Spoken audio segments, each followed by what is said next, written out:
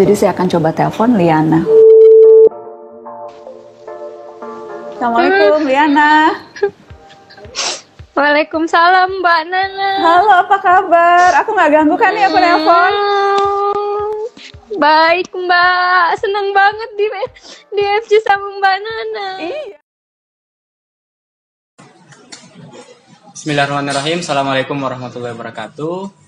Ya, saya Muhammad Ananta Buana Burhan. Kembali lagi ke YouTube channel saya, Muhammad Ananta Buana. Iya, jadi pada malam hari ini saya sangat bahagia ya ditemani sama salah satu ya saya idolakan lah di Sulawesi Barat ini. Ternyata Ananta bersama saya guys. Ya, namanya Kak Mulyana Mursalim, alumni Fakultas Hukum Universitas Hasanuddin. Angkatan 2016 ya Kak? Iya. Sekarang sudah sarjana hukum, Masya Allah. Kak Mulyana ini lahir di Mamuju, Iya. tanggal 10 November tahun 1998. Sekarang masih usia 21 tahun. Iya, 21 tahun. Masih muda Kak, masih kelihatan. Amin. Oke, mungkin itu perkenalan singkat dari Kak Mulyana ya. Nanti kita ulik lebih dalam lagi dan mungkin bisa ada hikmah yang bisa kita ambil dari kisah perjalanan hidup seorang Kak Mulyana. Amin. Ya, tadi ini kita ya wajah yang belum mandi sore ini. Betul, habis nge-trip dari mana ya? Dari Pambuang, jadi kemudian ke memang- Majene lagi. Dan malam ini kita rekamannya juga tidak direncanakan. Ini di sela-sela kita lagi makan malam. Ditraktir sama Ananta. Akhirnya ada kesempatan untuk sharing-sharing bareng Iya, dengan Kak betul Mulyana. Oke, jujur ya kalau saya baru ketemu Kak Mulyana tahun lalu waktu launching bukunya Kak Nabila ya. Oke, di situ pertama kali ketemu. Mungkin langsung saja ya Kak, Kak Liana bisa menceritakan nggak sih proses Kak Liana hingga bisa mencapai titik ini? Mungkinnya sudah sarjana, bisa membanggakan kedua orang tua, dikenal banyak masyarakat, terutama di masyarakat Sulbar gitu. Mungkin bisa diceritakan dari proses awal Kak Liana memilih Unhas dan prosesnya sampai bisa menjadi sarjana. Ya, jadi sebenarnya saya kuliah di Makassar, masuk Unhas itu sebenarnya juga bisa dikatakan saya tidak berencana untuk kuliah di Unhas. Jadi waktu itu saya sebenarnya cita-citanya mau jadi guru. Nah, tapi ya takdirnya Allah saya lulus di Unhas dan memang saya waktu mau kuliah di Makassar itu tidak dapat izin dari dapat orang tua. izin ya, Kak? Nah, jadi karena dengan alasan saya adalah satu-satunya anak perempuan, anak pertama, dan yang kedua itu adalah biaya hidup dan sebagainya. Karena memang saya dari keluarga yang sangat sederhana, bapak imam masjid dan ibu juga ibu rumah tangga. Jadi sebenarnya awalnya di situ, tapi kenapa saya bisa? Karena waktu itu sudah lulus anak tadi unsur bar jalur Oh, undangan. jadi sempat jalur undangan di Sulbar. Cuman saya tidak ambil dan memutuskan untuk ikut daftar jalur tes di Unhas. Dan itu saya tidak ikut bimbingan belajar waktu itu. Tapi ya alhamdulillah ya kembali lagi bahwa kalau kita punya tekad yang besar, pasti akan dimudahkan jalannya untuk kita apalagi dalam hal menuntut ilmu dimudahkan sama Allah. Jadi seperti itu Ananta. Jadi meskipun orang tua tidak mengizinkan, tapi waktu itu saya melawan apa yang dikatakan orang tua, bukan karena saya Tapi melawan positif ya Kak? betul. Jadi saya ingin membuktikan bahwa saya bisa, seperti alhamdulillah lulus dan akhirnya bisa selesai juga sarjana 3,5 tahun dan banyak kita akan bicarakan lebih lanjut ya Nanta ya. Di balik semua itu banyak proses-proses yang bisa membuat saya seperti sekarang ini. Oke ya, jadi sangat inspiratif sekali. Awalnya berkonflik, akhirnya Kak Mulyana dengan tekad yang besar, tapi melawan dalam hal positif. Iya, betul. Akhirnya hasilnya juga akan positif pula. Iya. Karena niat Kak Liana ini kuliah niatkan untuk membahagiakan kedua orang tua. mengangkat derajat mereka. Ya, betul sekali. Nah, selama kuliah nih Kak, saya dengar Kakak aktif di dunia kepenulisan. Ya, alhamdulillah. Mungkin bisa diceritakan awal Kakak terjun ke dunia kepenulisan. Di tengah kita ini generasi milenial yang malas baca gitu. Sekaligus tanggapan Kakak terkait hal itu. Jadi awalnya sebenarnya saya aktif di dunia literasi itu karena SMP itu memang saya punya terinspirasi dari satu novel. Nah, jadi itu ayat-ayat cinta. Ini saya Oh, jadi sejak iya. SMP ya? Saya SMP terus itu juga suka baca selain karya Kang Abik, saya juga fans dengan Asma Nadia. Nah, jadi berawal dari situ tiba-tiba pas di dunia kampus di SMA saya kenal yang namanya Forum Lingkar Pena. FLP. Jadi pas masuk di Unhas ya saya berproses di sana, bertemu dengan senior-senior dan memang betul-betul karakter kita itu dibentuk dari lingkungan kita. Nah, jadi di lingkungan itu saya bertemu dengan penulis-penulis hebat juga dari Makassar, dari Sulsel, itu berhimpun di FLP. Akhirnya Oh, saya ya itu semacam komunitas menulis ya? bukan komunitas, itu sudah organisasi. Oh, organisasi. Iya, jadi kan banyak komunitas tulis tapi FLP itu adalah organisasi. Jadi awalnya di situ, kemudian ya saya betul-betul sudah jatuh cinta ya mungkin karena terbiasa dengan lingkungannya yang baca buku, mendiskusikan tema ini dan akhirnya awal mulai terjunnya di dunia literasi itu seperti itu.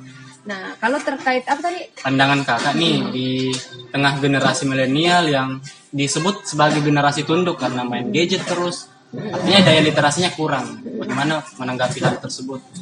Dan kakak bisa survive di dalamnya, artinya terjun ke dunia literasi tapi prestasi juga wow gitu.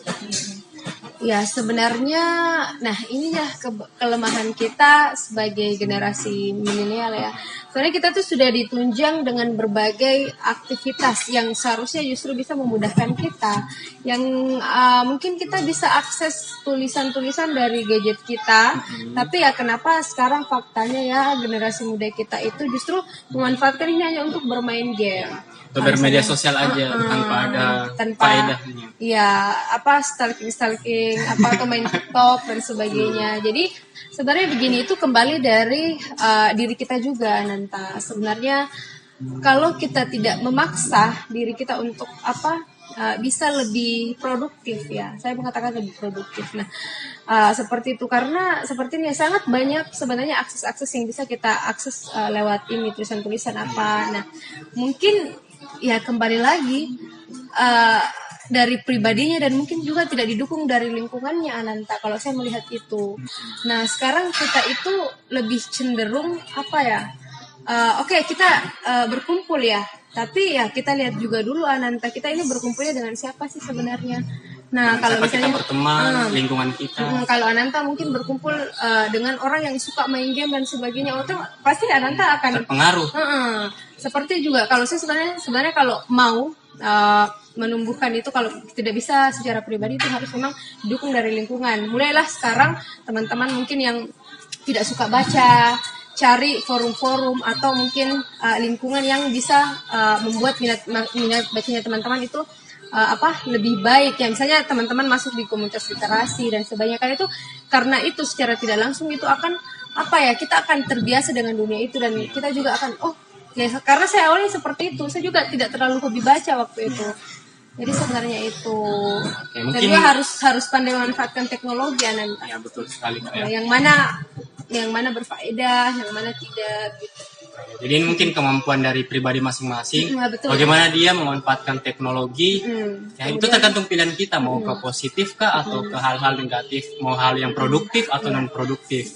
Nah, sekarang ini kan milenial itu kurang sekali minat bacanya karena dia terpengaruh lingkungan. Ya, betul, lingkungan. Dan yang saya tangkap dari Kak Mulina tadi, dia tidak mau keluar dari zona nyaman. Iya, betul. Dia main game terus, tidak mau ada melakukan hal-hal produktif. ya, gitu. Tidak ada kesadaran dari diri sendiri. Nah, mungkin itu juga ditunjang karena kita anak milenial itu terkadang bingung ya Ananta. Kita mau jadi apa sih? Masih bingung, anak kuliah saja. Kalau saya sudah sarjana mau jadi apa? Yang jelas ya. Tidak ada planning yang dipersiapkan untuk mencapai target. Jadi ya akhirnya malas-malasan, rebahan saja.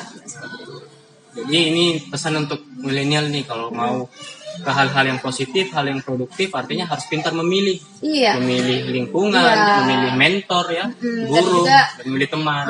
Dan juga harus pandai membedakan sih sebenarnya bagaimana kegiatan-kegiatan yang memang betul-betul perlu kita sortir. Nah, misalnya nongkrong-nongkrongnya, kalau kita nongkrong seperti ini ya itu bagus kita membicarakan satu topik. Kalau mungkin nongkrong yang hanya untuk main game dan sebagainya, kalau saya pikir itu itu boleh sekali-kali untuk ini, tapi jangan keseringan dan juga jangan dijadikan kebiasaan yang justru membuat kita tidak produktif. Itu Anda harus- suka main game ya? Enggak pernah saya main game, Kak. Saya bahkan tidak Terakhir ada. saya main game di SD sih. Saya bahkan satu pun game tidak ada di HP saya. Ya, sama di HP saya ini enggak ada game. Iya. Oke, tapi ya banyak medsos juga. Iya. Tapi enggak salah sih kita bermedsos asalkan kita menyebarkan hal-hal yang bermanfaat. Iya, betul. Jadi Konten-konten yang bisa membuat Orang teman-teman termotivasi. termotivasi. Seperti itu. Iya, gitu sih Ananta. Ya, jadi Kak Mulyana ini sangat tinggi minatnya di bidang literasi ya, terutama di bidang kepenulisan. Karena didukung dari lingkungan. Dan memang punya Dan- cita-cita jadi penulis. Kak Mulyana ini merasa bahwa literasi ini mengubah hidup kalian enggak? Ya, Kenapa Kak? ya pastinya sangat merubah ya. Karena bukan artinya semua yang saya capai itu bisa dikatakan itu berawal dari dunia literasi ya. Saya bisa ikut-ikut kegiatan itu ya karena Bisa saya aktif. pesawat gratis. Ya betul, jalan-jalan itu karena keaktifan saya di dunia penulisan. Jadi baik di non fiksi dan karya fiksi. Jadi ya sangat merubah karena selain dari kebiasaan saya yang mungkin waktu belum masuk komunitas penulis atau organisasi penulisan itu sangat malas membaca bukunya juga 1-2, sekarang setiap bulan itu pasti disisihkan uangnya untuk membeli buku. Masya Allah. Dan Kak Mulyana ini sudah ada Ya sudah karyanya? ada. Bisa promosi Kak sekarang. Oh, jadi sudah ada 3 buku, 2 antologi, 1 novel solo. Judulnya itu Cinta Dalam Naungan Tuhan. Oh gitu. Masya Allah Novelnya. ya. Bisa dipesan ya, Ya, pre-order silakan ya. ada di Instagramnya di @cinta dalam naungan Tuhan dari sini. Ya, jadi seperti itu Kak Mulyana bergerak di bidang literasi tapi tidak melupakan akademiknya gitu. Sebagai mahasiswa hukum. Sekarang sudah saya jadi sarjana cum laude lagi. Iya, Dan jadi lulusan berprestasi se-fakultas hukum ya kan? Iya. Masya Allah ya. Jadi itu teman-teman tidak perlu kok di literasi tapi pilihlah bidang masing-masing. Iya. Mana yang disuka, mana yang ditekuni.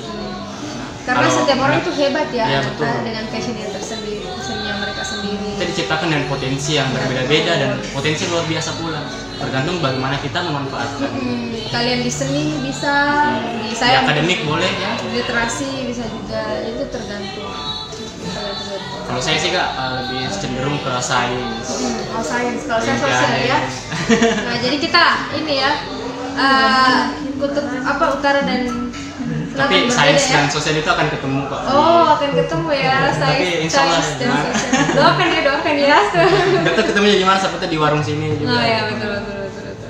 Buktinya saja kemarin malam ketemunya tidak sengaja, itu menandakan ya apa menandakan? Iya, silakan bahwa kita akan sharing malam ini. Oke, gitu. Jadi sangat berpengaruh ya di literasi. Nah, mungkin prestasi-prestasi Kaliana banyak di dunia literasi, menulis, Debat. akhirnya mengantarkan beliau jadi lulusan berprestasi. Alhamdulillah, cum laude lagi ya. Padahal tidak ada target tuh, anak Tidak ada saya target. bakalan menjadi lulusan berprestasi, dinobatkan jadi lulusan berprestasi, tapi itu mungkin adalah buah dari usaha Oke. yang sudah dilakukan. Jadi ya betul-betul ada bonus ternyata di situ. Jadi terkait dengan lulus nih Kak, Kakak alhamdulillah sudah sarjana dan berkat predikat lulusan berprestasi itu akhirnya mengantarkan orang tua Kak Liana bisa diundang berpidato ya Kak waktu acara wisuda. Namun akhirnya batal.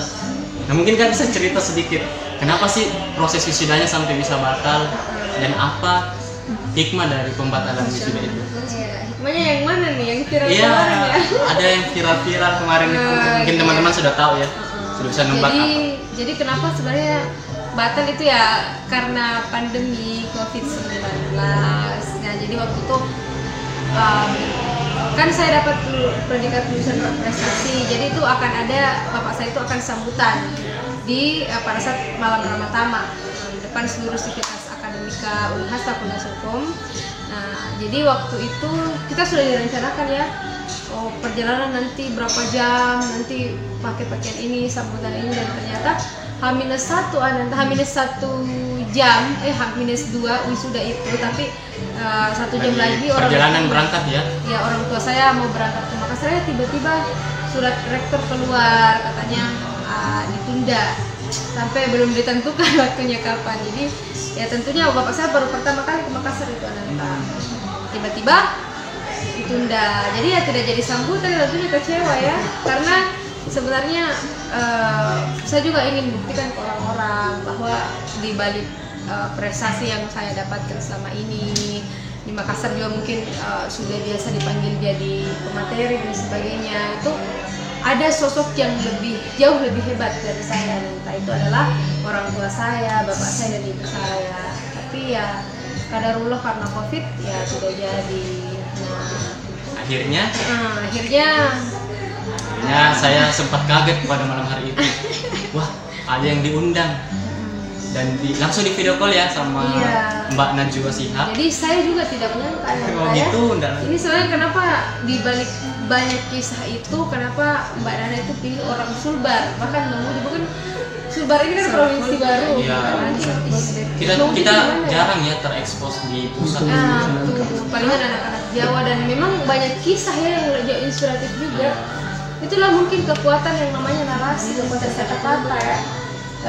Kisah kita sederhana tapi kita kemas dalam bentuk kata-kata dan menarik. Jadi akhirnya kisah Kak Mulyana ini yang wisudanya batal, orang tuanya batal sambutan, dan orang tuanya pertama kali ke Makassar akhirnya dikecewakan dengan pembatalan itu. Iya, tapi membuat Kak Mbak Najwa itu tertarik ya, akhirnya langsung video call dan mengundang Kak Diana ke wisuda online. Iya, jadi se-Indonesia ya Kak? Iya betul, disaksikan dan ada Pak Menteri juga. Nah jadi mungkin hikmahnya adalah bahwa ketika Tuhan mengambil salah satu hal yang mungkin kita sangat penting, momen memberikan sambutan itu sangat penting menurut saya, tapi ternyata di balik semua itu Allah gantikan dengan yang jauh lebih baik.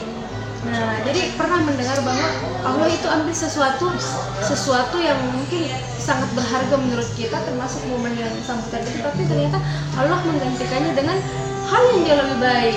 Nah, bisa bicara depan Pak Menteri dan juga alhamdulillah banyak yang support sampai sekarang itu ya karena kekuatan doa juga dari orang tua. Jadi begitu. Masya Allah, jadi awalnya konflik, terus anaknya lulus, dikasih kesempatan, namun Allah berkata lain, yang dikasih kesempatan yang lebih bagus lagi untuk menunjang karir Kak Diana ke depan.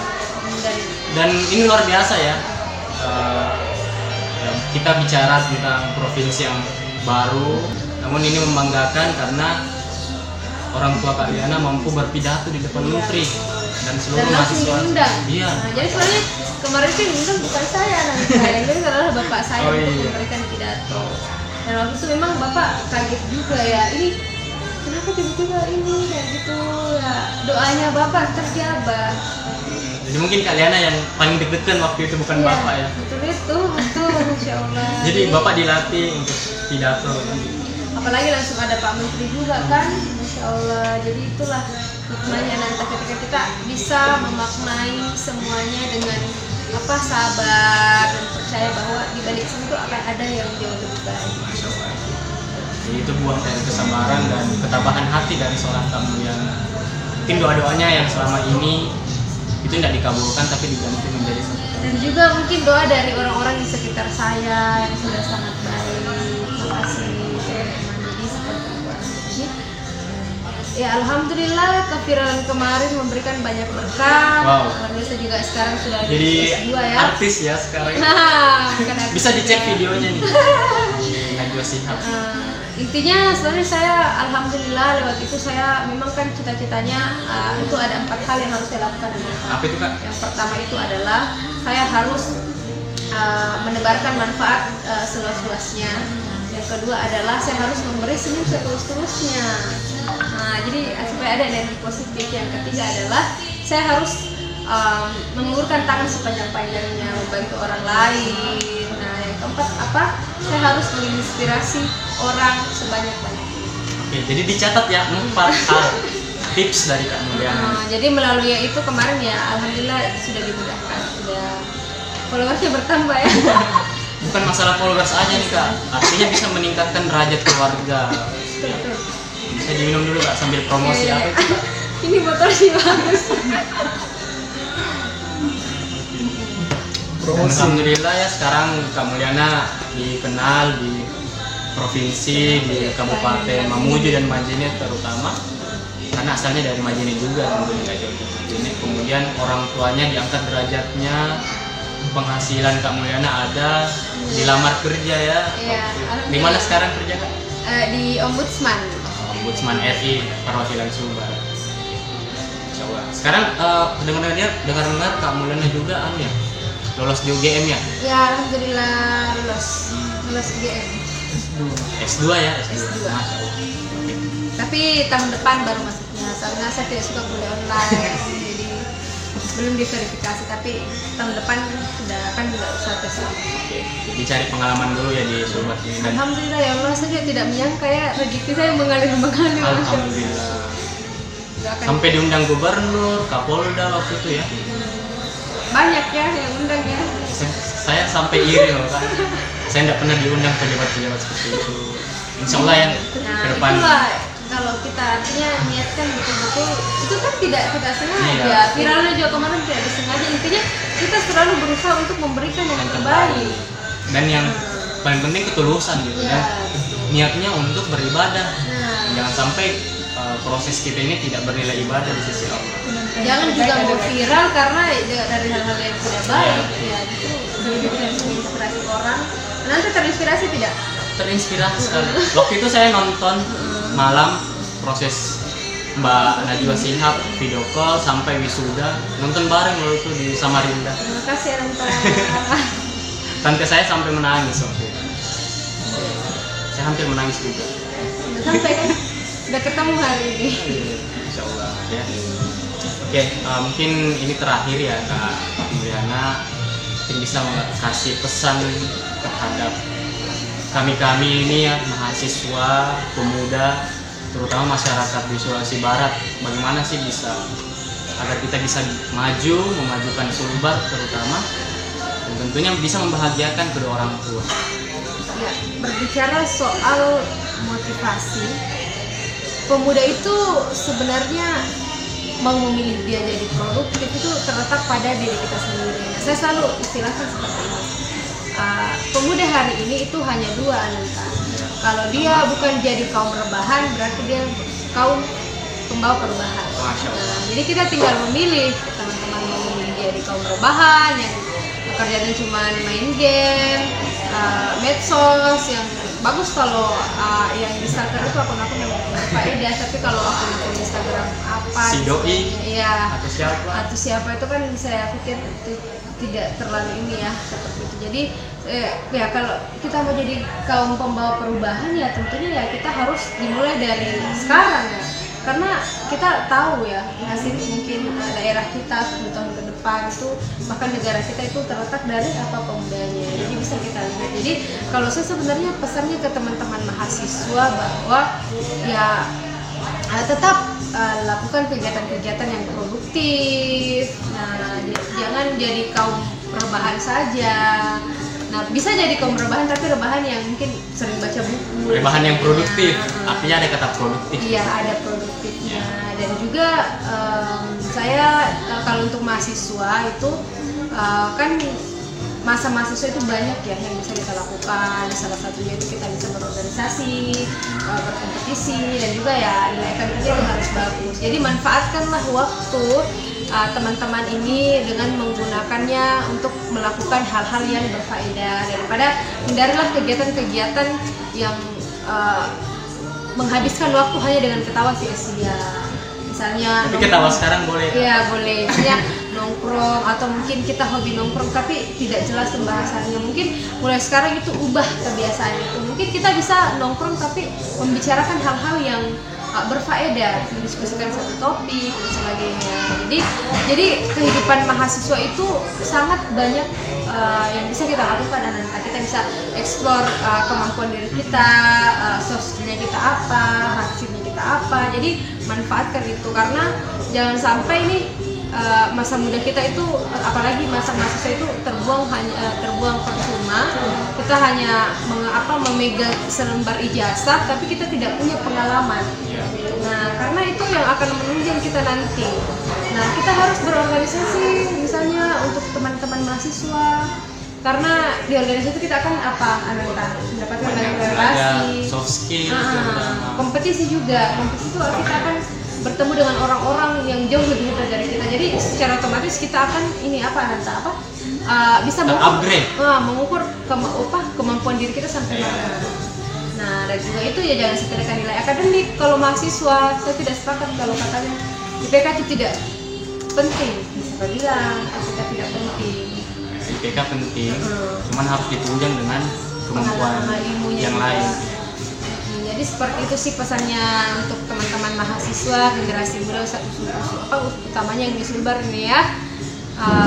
Ayo kita eksplor kemampuan diri kita dengan banyak mempergunakan waktu kita untuk kegiatan-kegiatan yang berfaedah. Mungkin pesan dari saya tambahkan silakan. Liana ya. Jangan pernah insecure juga. Betul. Karena insecure itu membuat kita tidak bisa maju. Sedikit-sedikit kita merendahkan diri kita. Padahal kita punya potensi yang terbaik. Saya tidak bisa seperti itu. Kita belum mencoba loh. Iya, padahal kita ini lahir semua intinya adalah semua orang itu hebat Ananta. Dengan bidangnya masing-masing. Ananta di sains, saya di sosial, mungkin ada Ardi yang di seni. Nah, seperti itu. Jadi kita itu sudah dikasih kemampuan yang lebih dari Tuhan.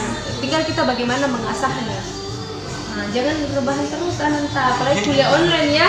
Iya, itu biasa kita terpengaruh. Kemudian pesan yang kedua dari saya ya, jangan pernah cepat puas. Karena cepat puas itu akan membuat kita tidak maju juga. Tidak mau belajar banyak hal. Kita mau memperoleh sesuatu, sudah cukup sampai di sini. Betul. Kita tidak berkembang lagi. Mungkin Kak Mulyana kalau cepat puas, ya dia tidak mungkin dapat lamaran kerja karena sudah saya puas nih diundang Mata Najwa, Najwa Shihab. Tidak mungkin. Jadi pokoknya jangan pernah bosan untuk terus belajar. Nah, karena orang yang misalnya sadar bahwa semakin kita banyak mengalami banyak pengalaman, bertemu dengan orang-orang di luar sana, maka kita akan semakin sadar bahwa kita tidak ada apa-apanya. Nah, jadi itu yang saya dapatkan di dunia kompetisi. Masya Allah. Nah, jangan pernah selalu merasa hebat, karena kalau kita sudah merasa hebat ya nanti kita pasti tidak mau belajar lagi. Nah, pokoknya terus bilang bahwa masih ada yang harus saya pelajari, masih ada dan sebagainya. Intinya jangan rendah diri, tapi rendah hati. Jadi pribadi yang rendah hati. Nah, dan jangan juga cepat puas tadi ya, dan untuk selalu mengasah kemampuan diri. Oke. Ya mungkin itu ya teman-teman, perlu dicatat dan mungkin di-share juga video ini. Siapa tahu bermanfaat bagi kalian. Dan saya ucapkan terima kasih kepada Kak Liana sudah mau menyempatkan seharian ini. Kita traveling di Majene ya. Di Pambuang ya tadi. Dan diakhiri di rumah makan ini sambil kita sharing-sharing pengalaman. Dan mungkin ya besok Kak Liana sudah balik ya. Iya. Jadi semoga kita bisa ketemu lagi ya Kak. Jadi kalau misalnya yang mau bertanya juga mungkin kita bisa sharing-sharing di media sosial. Instagramnya apa Kak? @mulyana.mursalim. Sip. Ananta juga terima kasih sudah diajak sharing. Jadi malam ini sama sekali kita tidak tujuannya bukan untuk menggurui teman-teman. Tujuannya adalah untuk sharing pengalaman. Mungkin ada yang pengalaman saya yang mungkin bisa menginspirasi teman-teman bahwa ternyata seperti ini, dan itu insya Allah kita sharing, kita di sini bukan yang hebat ya. Iya, kita hanya memberikan pengalaman kita kepada kalian, bukan untuk menggurui ya. Dan kita sama-sama belajar. Intinya kita mau memberitahu kepada teman-teman bahwa teman-teman pemuda khususnya, ayo kita lebih produktif lagi di masa pandemi. Oke, terima kasih. Selamat menyaksikan. Assalamualaikum warahmatullahi wabarakatuh. Jangan lupa subscribe. Sampai ketemu di video Ananta selanjutnya. Dadah. Dadah.